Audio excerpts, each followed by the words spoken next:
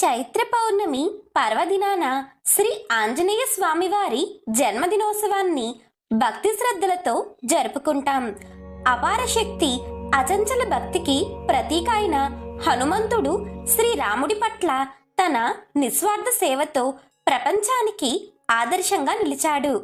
ఈ పవిత్ర దినాన ఆయనను స్మరించుకుంటూ ఆయన మహిమలను భక్తితో ఆలకిస్తే మన జీవితంలో ఉన్న కష్టాలు తొలగి శుభ ఫలితాలు కలుగుతాయి. పూర్వం అయోధ్యకు సమీపంలోని ఒక చిన్న గ్రామంలో గోవిందు అనే పేద కుమ్మరి ఉండేవాడు. గోవిందు రోజు మట్టి కుండలు, గిన్నెలు చేసి గ్రామంలో అమ్మేవాడు. అతని జీవనం చాలా కష్టంగా ఉండేది. ఒక చిన్న గుడిస, ఒక పాత చక్రం, కొన్ని మట్టి కుండలు తప్ప ఇతర సంపదలు ఏవీ లేవు. కానీ గోవిందుకు హనుమంతుడి పట్ల అపారమైన భక్తి ఉండేది. అతను రోజు సాయంత్రం తన గుడిసె ముందు ఒక చిన్న మట్టి హనుమాన్ విగ్రహం దగ్గర కూర్చుని జై హనుమాన్, జై శ్రీరామ్ అని గట్టిగా పాడేవాడు. గ్రామస్తులు ఆ పాట విని అతన్ని హనుమాన్ భక్తుడు అని పిలిచేవారు. ఒక సంవత్సరం హనుమాన్ జయంతి సమీపిస్తున్న సమయంలో గ్రామంలో గొప్ప ఉత్సవ సన్నాహాలు జరిగాయి. గ్రామస్తులు హనుమంతుడి ఆలయాన్ని పువ్వులతో అలంకరించారు, దీపాలు వెలిగించారు, పండ్లు నైవేద్యంగా సమర్పించారు. గ్రామంలోని పిల్లలు హనుమాన్ చాలీసా పఠిస్తూ గ్రామమంతా భక్తితో నిండిపోయింది. కానీ గోవిందు దగ్గర ఏమీ లేదు. అతని గుడిసెలో ఒక చిన్న మట్టి గిన్నె, ఒక ఎండిన తామర ఆకు మాత్రమే ఉన్నాయి. అతను బాధపడుతూ, నా హనుమంతుడికి నేను ఏమీ సమర్పించలేనా అని అనుకున్నాడు.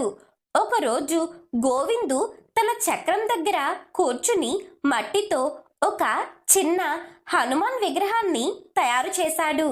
అతను దాన్ని తన గుడిసె ముందు ఉంచి ఓ ఎండిన తామర ఆకు దాని దగ్గర పెట్టి, ఓ హనుమాన్, నా దగ్గర ఏమీ లేదు, కానీ నీకు నా భక్తిని సమర్పిస్తున్నాను అని చెప్పి జై హనుమాన్, జై శ్రీరామ్ అని పాడటం మొదలుపెట్టాడు. హనుమాన్ జయంతి కావున గ్రామ ఆలయం భక్తులతో నిండిపోయింది. కానీ గోవిందు తన గుడిసె దగ్గరే కూర్చుని తన చిన్న విగ్రహం దగ్గర పాడుతూ ఉన్నాడు. ఆ రాత్రి ఆ గ్రామంలో ఒక వింత సంఘటన జరిగింది. ఆలయంలోని హనుమాన్ విగ్రహం దగ్గర ఒక ప్రకాశవంతమైన కాంతి కనిపించింది. కానీ ఆ కాంతి గోవిందు గుడిసె వైపు సాగింది. గ్రామస్తులు ఆశ్చర్యపోయి గోవిందు ఇంటి దగ్గరకు వచ్చారు. అక్కడ అతని చిన్న మట్టి విగ్రహం ఒక బంగారు రంగు కాంతితో మెరుస్తుంది. ఆ ఎండిన తామరాకు ఒక సుగంధంతో నిండిపోయింది. ఆ రాత్రి గోవిందుకు ఒక స్వప్నం వచ్చింది. స్వప్నంలో ఒక భారీ రూపం, ఎర్రని ముఖం, చేతిలో గద, తోక గాలిలో ఊగుతూ అతని ముందు కనిపించింది. అది సాక్షాత్తు హనుమంతుడే. హనుమంతుడు గోవిందుతో ఇలా అన్నాడు, నీ భక్తి నా హృదయాన్ని చేరింది. సంపద కంటే నీవు సమర్పించిన నిశ్చలమైన నీ హృదయం నాకు గొప్పది. నీ గ్రామానికి నా రక్షణ ఎప్పటికీ ఉంటుంది అని చెప్పాడు. గోవిందు ఆనందంతో కళ్ళు తెరిచాడు. అప్పటికే ఉదయమైంది. అతని గుడిసె ముందు ఒక చిన్న విగ్రహం ఇంకా మెరుస్తూనే ఉంది. మరుసటి రోజు గ్రామస్తులు గోవిందు గుడిసె దగ్గరకు వచ్చి ఆ విగ్రహాన్ని చూసి ఎంతో ఆశ్చర్యపోయారు. వారు అతన్ని అడిగారు, నీ దగ్గర ఏమీ లేకపోయినా ఈ విగ్రహం ఎలా మెరుస్తుంది అని నవ్వుతూ అన్నారు. దానికి గోవిందు నవ్వుతూ, ఇది హనుమంతుడి కరుణ. ఆయనకు భక్తి ఉంటే చాలు, సంపద అవసరం లేదు అని చెప్పాడు. ఆ వార్త అయోధ్యకు చేరింది. గ్రామ పెద్దలు గోవిందును గౌరవించి అతని విగ్రహాన్ని ఆలయంలో ఉంచారు. కానీ గోవిందు తిరస్కరించి, నా హనుమంతుడు నా గుడిసెలోనే ఉంటాడు అని చెప్పాడు. అప్పటి నుండి గోవిందు గ్రామంలో హనుమాన్ భక్తుడిగా ప్రసిద్ధి చెందాడు. ప్రతి హనుమాన్ జయంతి రోజున గ్రామస్తులు గోవిందు కథను గుర్తుకు చేసుకుంటూ ఒక చిన్న మట్టి విగ్రహాన్ని తయారు చేసి దాని దగ్గర జై హనుమాన్ అని పాడుతారు. గోవిందు జీవితం సాధారణంగానే సాగింది. కానీ అతని భక్తి హనుమంతుడి కరుణకు నిదర్శనంగా నిలిచిపోయింది. చైత్ర పౌర్ణమి పర్వదినాన దేవతలకే ఆదర్శంగా నిలిచిన వానర వీరుడు, రామభక్తుడు, మహాబలశాలి అయిన ఆంజనేయుడి జన్మోత్సవాన్ని భక్తి శ్రద్ధలతో జరుపుకుంటాం. రామనామాన్ని హృదయంలో నిలుపుకుని అసాధ్యాన్ని సుసాధ్యం చేసిన మహావీరుడాయన. సముద్రాన్ని దాటిన వీర్యం, లంకను దహనం చేసిన పరాక్రమం, రాముడి సేవలో గడిపిన జీవితమే ఆయన మహిమ. ఈ రోజు ఆంజనేయ స్వామిని స్మరించుకుంటూ ఆయన దివ్యమైన లీలలను, మహిమలను భక్తి శ్రద్ధలతో ఆలకించడం ద్వారా మన జీవితంలో ఉన్న అన్ని అడ్డంకులు తొలగి విజయాలు మన వైపు వస్తాయి. పూర్వకాలంలో కళింగ దేశంలో కృష్ణాపురం అని చిన్న గ్రామం ఉండేది. ఆ గ్రామంలో విష్ణుభట్టు అని బీద బ్రాహ్మణుడు నివసిస్తుండేవాడు. అతడు తనకు వచ్చిన చిన్నపాటి విద్యతో ఆ ఊరిలో పౌరోహిత్యం నిర్వహిస్తుండేవాడు. పుట్టుకతో అవిటివాడైన విష్ణుభట్టుకు ఆ వచ్చిన సొమ్ముతో ఇల్లు గడవటం కష్టతరంగా ఉండేది. తన బేదరికానికి ఎల్లప్పుడూ బాధపడుతుండేవాడు. తనను ఈ కష్టాల నుండి బయట పడేయమని భగవంతుడిని ప్రార్థిస్తూ ఉండేవాడు. ఆ ఊరిలో శ్రీ అభయ ఆంజనేయ స్వామి వారి దేవాలయం ఉంది. ఆ దేవాలయం ఎంతో పురాతనమైనది. అక్కడి స్వామి ఎంతో మహిమ కలవాడిగా ఇరుగు పొరుగు గ్రామాలలో ప్రసిద్ధి పొందాడు. ప్రతి సంవత్సరం ఆ దేవాలయంలో ఎన్నో ఉత్సవాలు జరిగేవి. ఉత్సవ సమయాలలో జనం తండోపతండాలుగా వచ్చేవారు. పొరుగు ఊళ్ళ నుంచి బస్సు కట్టుకుని పిల్లా పాపలతో కలిసి వచ్చేవారు. ఉత్సవం జరిగినన్ని రోజులు ఊరంతా పండగ వాతావరణం నెలకొనేది. శ్రీ అభయ ఆంజనేయ స్వామి వారి దేవాలయాన్ని రకరకాల పుష్పాలతో ఎంతో అద్భుతంగా అలంకరించేవారు. ప్రతి సంవత్సరం లాగానే ఆ ఏడు కూడా ఉత్సవాలు ఎంతో ఘనంగా జరుగుతున్నాయి. ప్రతిరోజు శ్రీ హనుమంతుల వారికి ఎన్నో ప్రత్యేక పూజలు నిర్వహిస్తున్నారు. సాయంత్రం వేళల్లో ఆలయ ప్రాంగణంలో భక్త బృందాలచే భజనలు జరుగుతున్నాయి. ప్రతిరోజు ఎంతో పేరున్న భాగవతర్లు రాత్రి 10 గంటలకు మొదలుపెట్టి తెల్లవారేదాకా హరికథలు చెబుతున్నారు. భక్తులందరూ స్వామివారి మహిమలు వింటూ ఎంతో ఆనందపడుతున్నారు. ఆ రోజు మంగళవారం. స్వామివారిని సింధూరంలో ఎంతో అద్భుతంగా అలంకరించారు. ఎంతో దివ్య తేజస్సుతో ప్రకాశిస్తున్న ఆ స్వామి రూపాన్ని దర్శించి భక్తులందరూ తన్మయులవుతున్నారు. హనుమంతుల వారికి భక్తులంటే ఎంతో వాత్సల్యం. ఎటువంటి కష్టాలలో ఉన్న ఆ స్వామిని తలిస్తే ఆ కష్టం క్షణాల్లో తొలగిపోతుంది. తలపెట్టిన ఏ కార్యమైనా విజయవంతంగా జరగాలంటే హనుమంతుల వారిని ఆరాధిస్తే ఆ పని చక్కగా నిర్విఘ్నంగా జరుగుతుంది.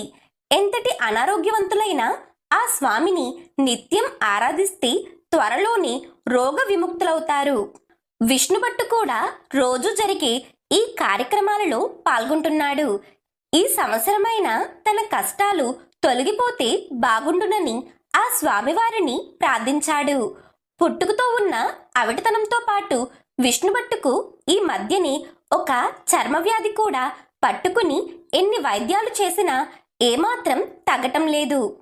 పూట గడవటం కష్టంగా ఉంటున్నది. ఎన్నో రకాల మూలికా వైద్యం చేయించుకుంటున్నప్పటికీ ఏమాత్రం ఉపశమనం కలగటం లేదు. విష్ణుభట్టు ఇదంతా తన పూర్వజన్మ కర్మఫలంగా భావించాడు. ఒకరోజు సాయంత్రం పొరుగురు నుంచి ఈ ఉత్సవాల నిమిత్తం వచ్చిన ఒక పండితుడు కనపడ్డాడు. విష్ణుభట్టు అతనికి నమస్కరించి తన కష్టాలను చెప్పుకున్నాడు.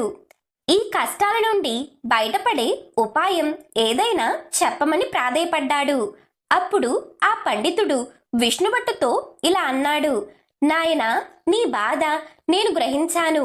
ఎంతటి వారికైనా పూర్వజన్మ కర్మఫలం అనుభవింపక తప్పదు.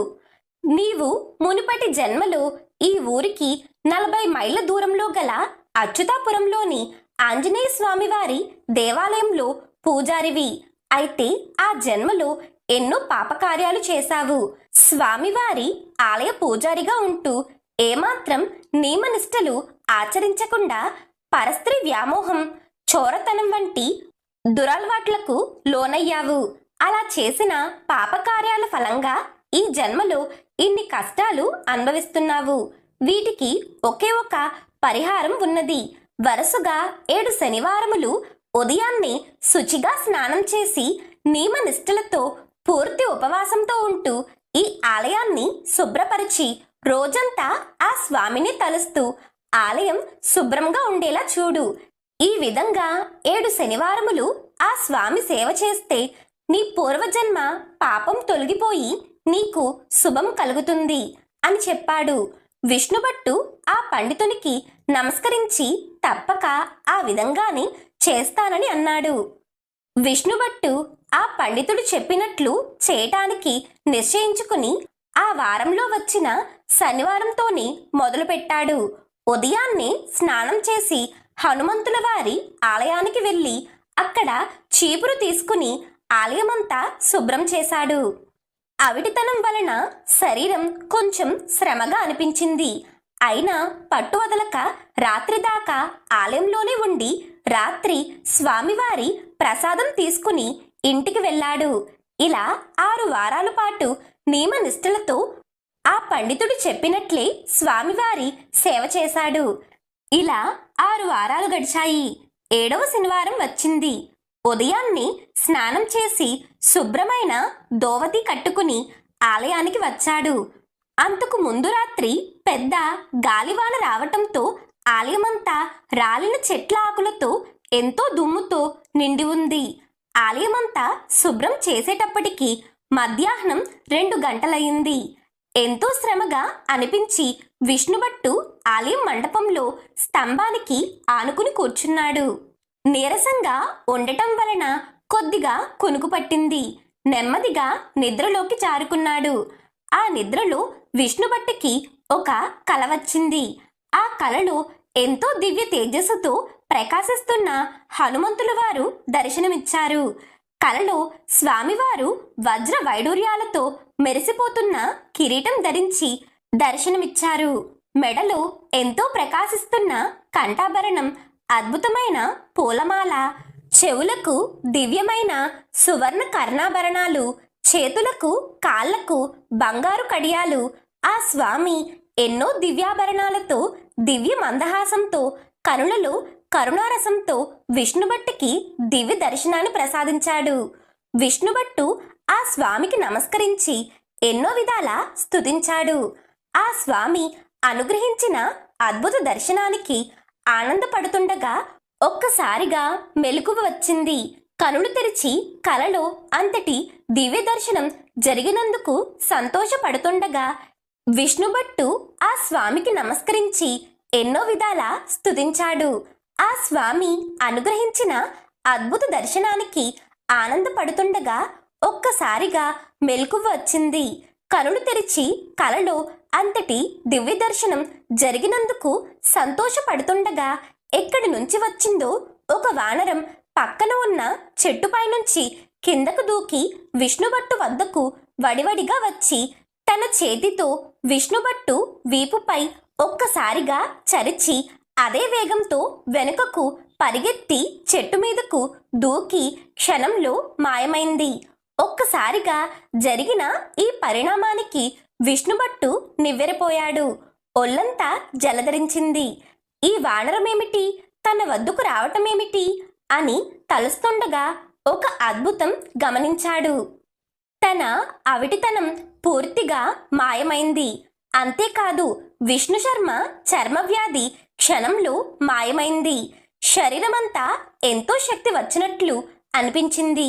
ఇదంతా ఆ హనుమంతుల వారి అనుగ్రహంగా గమనించాడు. వచ్చినది సాక్షాత్తు తనకు కలలో కనపడిన ఆనంద ఆంజనేయునిగా గ్రహించాడు. ఆహా, ఆంజనేయ, ఆనంద స్వరూప, భక్తవత్సల, ఇన్నాళ్లకు నన్ను అనుగ్రహించావా తండ్రి, నీకివే నా నమస్కారములు. ఓ కరుణామూర్తి, ఓ పవనపుత్ర, నీకివే నా ప్రణామములు. ఓ భక్తాదిన, ఓ ఆశ్రిత జన రక్షక, నీకివే నా నమస్కారములు అని ఎన్నో విధాల ఆ స్వామిని కొనియాడాడు.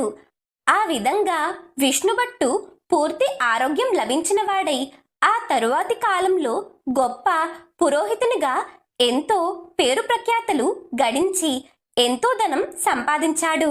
విష్ణుభట్టు కుటుంబమంతా శ్రీ ఆంజనేయ స్వామివారిని సేవిస్తూ జీవించినంత కాలం సుఖ సంతోషాలతో ఆనందంగా జీవించారు. హనుమంతుల వారు భక్త సులభుడు. తనను నమ్మిన వారిని ఎటువంటి కష్టాల నుంచైనా బయట పడవేసే భక్తవత్సలుడు. ఏ భక్తుడు తనను నిష్కల్మషమైన భక్తితో ఆరాధిస్తాడో అతడిని తన దివ్య దర్శనంతో ఆనందంలో ముంచెత్తుతాడు. తనను నిర్మల మనసుతో కొలిచిన వారిని ఎల్లవేళలా కాపాడుతూ ఉంటాడు. ఆ స్వామిని నిత్యం స్మరించే వారికి ఎటువంటి ఆపదలు కలగవు. ఆంజనేయుడు చిరంజీవి. అత్యంత పరాక్రముడు, మహాశక్తి సంపన్నుడు అయిన హనుమంతుల వారు నేటికి ఉన్నారు. తనను నమ్మి కొలిచిన భక్తులను మారుతి సదా కంటికి రెప్పలా కాపాడుతుంటాడు. ఆ స్వామివారిని తలచుకున్న క్షణమే ఏదో ఒక రూపంలో మన దగ్గరకు వచ్చి మనకు ఎంతో ధైర్యాన్ని ప్రసాదిస్తాడు. ఏ పక్షి రూపంలోనో మన సమీపంలోనికి వచ్చి మన భయాన్ని పోగొడతాడు. మనసారా ఆ స్వామివారిని స్మరిస్తే చాలు, వెంటనే వచ్చి మనల్ని ఆదుకుంటాడు. పూర్వకాలంలో ఆంధ్రదేశంలో ధర్మాపురం అనే ఊరు ఉండేది. ఆ ఊరిలో సుబ్బిశెట్టి అనే వర్తకుడుండేవాడు. చిన్న చిన్న వ్యాపారాలతో మొదలుపెట్టి కాలం కలిసి రావటంతో త్వరిత కాలంలోనే చాలా స్థితిమంతుడయ్యాడు. వ్యాపారాన్ని ఎంతగానో విస్తరించాడు. పైకి ఎంతో దైవభక్తి కలవాడిలా కనపడుతున్నప్పటికీ లోపల ఎంతో పిసినారితనం ఉండేది. తన దగ్గర పనిచేసే వారిని సక్రమంగా చూసేవాడు కాదు. ఏదైనా భగవత్ కార్యానికి 100 రూపాయలు దానం చేయవలసి వస్తే దానికి 10 రెట్లు లాభం వచ్చే వరకు ఎంత బీదవాడికైనా 10 పైసలు కూడా ఇచ్చేవాడు కాదు. ఆ ఊరిలో ఎంతో అద్భుతమైన ఆంజనేయ స్వామి వారి ఆలయం ఉండేది. సుబ్బిశెట్టి ప్రతి నెల ఆలయానికి వెళుతూ ఉండేవాడు. 4 అనాలతో అర్చన చేయించి ఇంటికి సరిపడా నైవేద్యం పొట్లం కట్టించుకుని తీసుకుని వచ్చేవాడు. ఆ రోజు శనివారం. హనుమంతుల వారికి దివ్యంగా నిత్య పూజలు జరుగుతున్నాయి. ఎందరో భక్తులు వచ్చి స్వామివారిని దర్శించుకుని వెళుతున్నారు. ఇంతలో సుబ్బిశెట్టి కూడా వచ్చాడు. ప్రతిసారి లాగానే 4 నాణాలు ఇచ్చి అర్చకుణ్ణి గట్టిగా అడిగి పెద్ద పొట్లం నిండా ప్రసాదం తీసుకుని తన ఎడ్ల బండి ఎక్కి ఇంటి దారి పట్టాడు. కొంత దూరం వెళ్ళేటప్పటికి ఆ ఊరి జమీందారు బండి ఎదురు వచ్చింది. సుబ్బిశెట్టి వెంటనే బండి దిగి జమీందారుకు నమస్కరించి కుశల ప్రశ్నలు వేశాడు. అప్పుడు జమీందారు సుబ్బిశెట్టితో తనకు ఇక్కడి నుంచి 40 మైళ్ళ దూరంలో ఉన్న రామాపురం షావుకారు నుంచి కబురు వచ్చిందని, వారం రోజులలో 100 సేర్ల కందిపప్పు కావాలని చెప్పాడని, అది సుబ్బిశెట్టి సమకూర్చగలడేమో అడుగుదామని తానే వద్దామనుకున్నానని జమీందారు అన్నాడు. ఈ మాట విన్న సుబ్బిశెట్టి నోటమాట రాలేదు. ఆనందంతో పొంగిపోయాడు. 100 షేర్ల అంటే ఎంత లాభం, ఎంత మంచి బేరం దొరికింది అని తలచి తప్పక తాను వారం రోజుల్లోనే ఆ ఊరికి పంపిస్తానని జమీందారుకు చెప్పాడు. జమీందారు తిరిగి బండి ఎక్కి తన దారిన తాను వెళ్ళాడు. సుబ్బిశెట్టి కూడా తన బండి ఎక్కి ఇంటి ముఖం పట్టాడు. బండిలో కూర్చున్న సుబ్బిశెట్టి ఆనందం పట్టలేకుండా ఉన్నాడు. 100 షేర్లు కందిపప్పు అంటే సామాన్యమా, ఎంత లాభం సంపాదించవచ్చు అని తలస్తూ సంతోషపడ్డాడు. ఇంతలో తన ఇల్లు వచ్చింది. బ్రహ్మాండమైన బేరం వచ్చిందన్న సంతోషంతో హనుమంతుల వారి ప్రసాదం సంగతి మర్చిపోయాడు. ఇంట్లోకి వెళ్ళగానే ఎంతో హడావిడి చేస్తూ భార్యతో ఈ కందిపప్పు గురించి చెప్పాడు. భోజనం చేసి పడుకున్నాడే కాని ధ్యాసంతా కందిపప్పు మీదే. ఎంత లాభం వేసుకుని అమ్మాలి, కొంచెం తక్కువ రకం పప్పు పంపిస్తే మరింత లాభం సంపాదించవచ్చు కదా అని ఇలా ఆలోచిస్తూ నిద్రపోయాడు. ప్రసాదం సంగతి అతనికి గుర్తు రాలేదు. ఇంతలో తెల్లవారింది. ఉదయం స్నానం చేసి రాగానే సుబ్బిశెట్టికి ఎదురుగా గోడపై ఉన్న హనుమంతుల వారి పటం కనిపించింది. ఒక్కసారిగా సుబ్బిశెట్టికి స్వామివారి ప్రసాదం గుర్తుకు వచ్చింది. ఇంటి బయటకు వచ్చి బండి వద్దకు వెళ్ళి లోపలకు చూశాడు. ప్రసాదమంతా చీమలు తినేశాయి. కొంచెం కూడా మిగలలేదు. అయ్యో అనుకుని ఇంట్లోకి వెళ్ళాడు. శ్రీ స్వామివారి ప్రసాదాన్ని నిర్లక్ష్యం చేసినందుకు స్వామివారికి ఆగ్రహం కలిగింది. ఎటువంటి పరిస్థితిలోనైనా ఏ దేవత ప్రసాదాలను ఎవ్వరూ నిర్లక్ష్యం చేయకూడదు. దేవతలకు నివేదించిన ప్రసాదానికి అత్యద్భుతమైన శక్తి ఉంటుంది. ఆ ప్రసాదాన్ని స్వీకరిస్తే మనకు ఎంతో ఆరోగ్యం కలుగుతుంది. ఎటువంటి రోగమైన క్షణంలో నయమైపోతుంది. హనుమంతుల వారి ప్రసాదాన్ని నిర్లక్ష్యం చేయడంతో స్వామివారికి సుబ్బిశెట్టిపై ఆగ్రహం కలిగింది. ధనంపై ఉన్న మమకారంతో ప్రసాదాన్ని కూడా నిర్లక్ష్యం చేశాడని స్వామివారికి కోపం కలిగింది. అంతటి పాపం చేసిన సుబ్బిశెట్టికి ఎలాగైనా బుద్ధి చెప్పాలనుకున్నాడు. ఆ తరువాత 4 రోజులకి సుబ్బిశెట్టి 100 సేర్ల కందిపప్పు మూటను ఇచ్చి గుమస్తాలతో బండికెక్కించి రామాపురం పంపాడు. ఆ బండి ఊరు దాటి కొంత దూరం వెళ్ళగానే ఎక్కడి నుంచి వచ్చిందో కాని ఒక పెద్ద వానరదండు వచ్చి ఆ బండిపై దూకింది. బండివాడు భయపడి ఒక్కసారి బండి దిగి పరిగెత్తాడు. ఆ కోతులు గుమస్తాపై కూడా దూకడంతో అతడు కూడా దిగి దూరంగా పరిగెత్తాడు.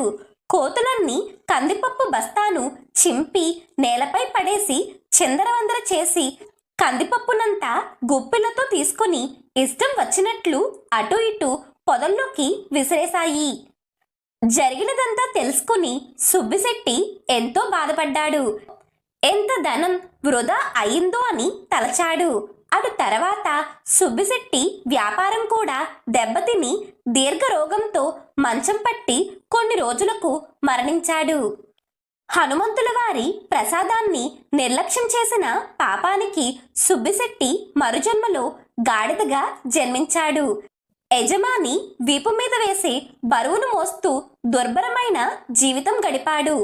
వీపు ఒరుసుకుని పుండ్లు పడి సతమతం అవుతున్నా కూడా యజమాని నిర్దాక్షిణ్యంగా మరింత బరువును వేసి మోయించేవాడు. ఇలా కొంతకాలం ఎంతో దుర్భర జీవితం గడిపి ఒకనాడు మరణించాడు. సుబ్బిశెట్టి మరు జన్మలో ఎలుకలాగా జన్మించాడు. భగవంతుని ఎడల చేసే ఏ చిన్న పాపమైనా జన్మజన్మలు బాధిస్తుంది. అంత త్వరగా వదిలిపోదు. అందున హనుమంతుల వారి ఆగ్రహానికి పాత్రులైన వారు మరింతగా శిక్షను అనుభవిస్తారు. ఎలుక రూపంలో జన్మించిన సుబ్బిశెట్టి గోధుమలలోనూ పంట చేలల్లోనూ పరిగెడుతూ కాలం వెళ్ళబుచ్చుతూ చివరికి ఒకనాడు ఒక పిల్లి కంటపడి ఘోరంగా చంపబడ్డాడు. ఆ తరువాత జన్మలో సుబ్బిశెట్టి చిలక రూపంలో జన్మించాడు.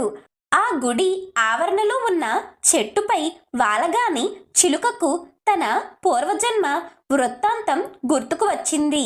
స్వామివారి ప్రసాదం నిర్లక్ష్యం చేయటం వలనని ఇన్ని కష్టాలు పడవలసి వచ్చిందని గ్రహించింది. తన పాపానికి ప్రాయశ్చిత్తం చేసుకోవాలని తలచింది. ఆ చెట్టుపైనే ఉంటూ భక్తులు తిని పడవేసిన ఎంగిలి దొప్పలలో ఉన్న మెతుకులను తింటూ కాలం గడపసాగాడు. రోజు గుడి ఆవరణలో అటు ఇటు ఎగురుతూ నేలపై ఎక్కడ చిన్న ప్రసాదం ముక్కైనా మెతుకైనా కనపడితే దానిని ముక్కును కరుచుకుని చెట్టుపైకి ఎక్కి అదే మహాభాగ్యంగా చిలుక రూపంలో జన్మించిన సుబ్బిశెట్టి తినేవాడు. ఈ విధంగా సంవత్సర కాలం గడిపి ఒకనాడు పెద్ద గాలివానకి తట్టుకోలేక మరణించాడు. రోజు ఇలా స్వామివారి ప్రసాదం తిన్న పుణ్యం చేత తిరిగి మానవ జన్మనెత్తి అదే ఊరిలో అర్చకుని కుటుంబంలో జన్మించి శ్రీ ఆంజనేయ స్వామివారిని నిత్యం సేవిస్తూ ధర్మపదంలో జీవించాడు. ఎంతో మంచి అర్చకునిగాను స్వామివారి ప్రియ భక్తుడిగాను పేరు సంపాదించి జీవించినంత కాలం సుఖంగా జీవించి చివరన ముక్తిని పొందాడు. శ్రీ ఆంజనేయ స్వామివారి ప్రసాదానికున్న మహత్యం అంతటిది. ఆ స్వామికి నివేదించిన ఏ పదార్థమైనా అమృత తుల్యమవుతుంది. కళ్ళకు అద్దుకుని స్వీకరించిన వారికి సర్వరోగాలు నశిస్తాయి. నూతనోత్తేజం కలుగుతుంది. ఎటువంటి ఆపదలు కలగవు.